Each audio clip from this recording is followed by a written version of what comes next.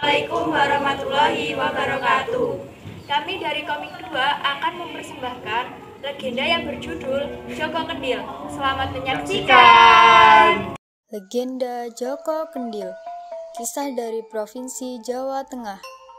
Joko Kendil adalah salah satu cerita rakyat yang sangat populer di Provinsi Jawa Tengah. Kendil merupakan alat menanak nasi yang digunakan masyarakat Jawa pada zaman dahulu.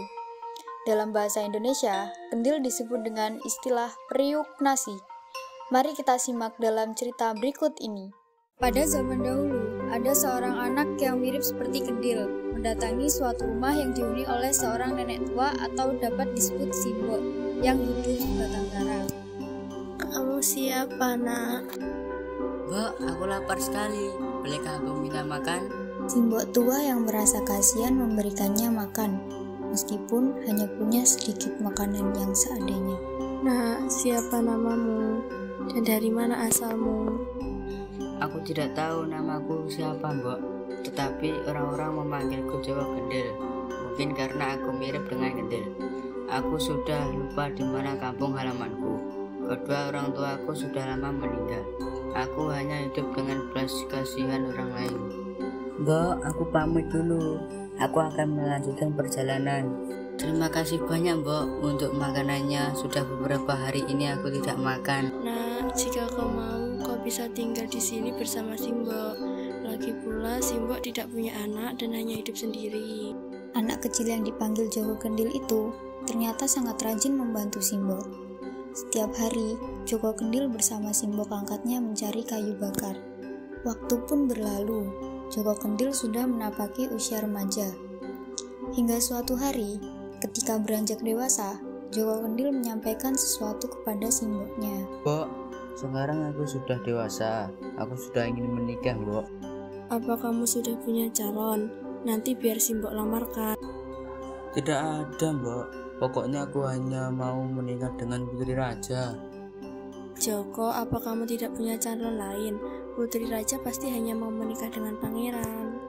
Aku hanya mau menikah dengan putri raja. Tolong lamarkan salah satu putri raja itu, Mbak.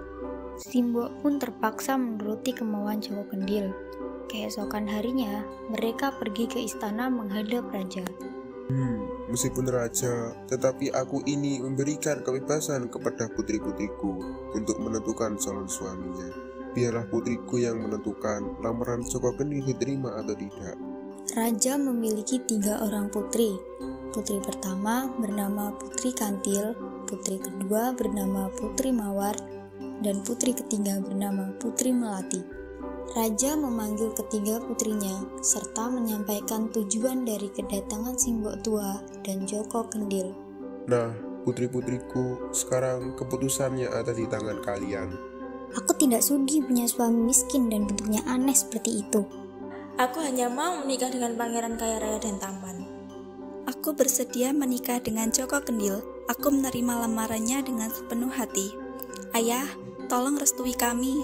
Meskipun berat hati, Raja mengizinkan Putri Melati menikah dengan Joko Kendil. Sebagai seorang pemimpin, tentunya tidak elok jika mengingkari ucapannya sendiri. Setelah Joko Kendil menikah dengan Putri Melati, Simbok memutuskan kembali hidup di desanya. Meskipun Joko Kendil dan Putri Melati sudah berkali-kali membujuknya agar mau tinggal di istana, Simbok tetap memilih hidup di desanya yang tenang.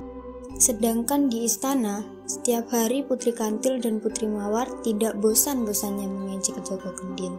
Lihat, dia itu lebih pantas jadi tempat makan hewan, bukan malah menikah dengan putri kerajaan. Entah apa yang dipikirkan Melati. Kok mau-maunya menikah dengan laki-laki miskin, jelek pula. Sedangkan Joko Kendil dan Putri Melati hanya menerima cemoohan itu. Dengan tambah, suatu hari Raja mengadakan perlombaan ketangkasan.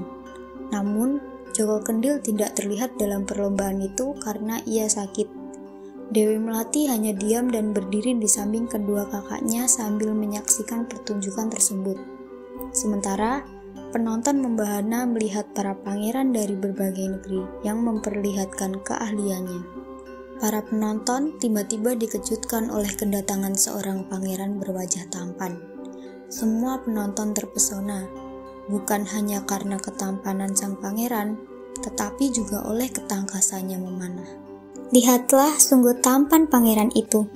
Aku ingin sekali berkenalan dengannya. Aku baru sekali ini melihat pangeran itu. Dia lebih tampan dan gagah daripada semua pangeran di sini. Putri Melati pun tidak tahan lagi dengan ejekan kakak-kakaknya.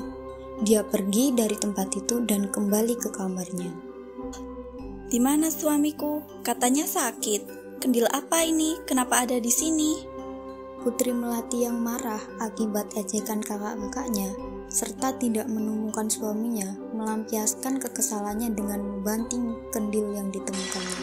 Hei, siapa kamu? Kamu tidak boleh masuk ke sini. Cepat pergi atau aku panggil prajurit. Putri Melati, aku ini Joko Kendil, suamimu. Pangeran yang ternyata wujud asli dari Joko Kendil itu menceritakan bahwa dirinya waktu kecil terkena kutukan penyihir. Tubuhnya dikutuk menjadi jelek dan menyerupai kendil. Kutukan itu akan hilang jika ada orang yang tulus mau mengangkatnya sebagai anak dan seorang perempuan dengan rela menjadi istrinya. Kutukan itu akan benar-benar hilang jika sang istri memecahkan kendil yang ada di dalam kamar. Itulah kenapa aku meninggalkan kendil itu di atas meja. Setelah benar-benar kembali ke wujud aslinya, Joko Kendil yang berwajah seorang pangeran itu bersama Putri Melati menemui Simbok. Simbok sangat terkejut dan bahagia melihat anak yang dibesarkannya kini berwajah sangat tampan dan gagah. Namun, Simbok tetap menolak ajakan Joko Kendil dan Putri Melati untuk tinggal di istana. Pangeran dan Putri Melati kembali ke istana dan hidup bahagia. Sang raja pun tidak lagi malu mempunyai menantu yang buruk rupa, sedangkan Putri Kantil dan Putri Mawar kini tidak bisa lagi mengejek adiknya. Mereka malah merasakan iri melihat ketampanan suami adiknya.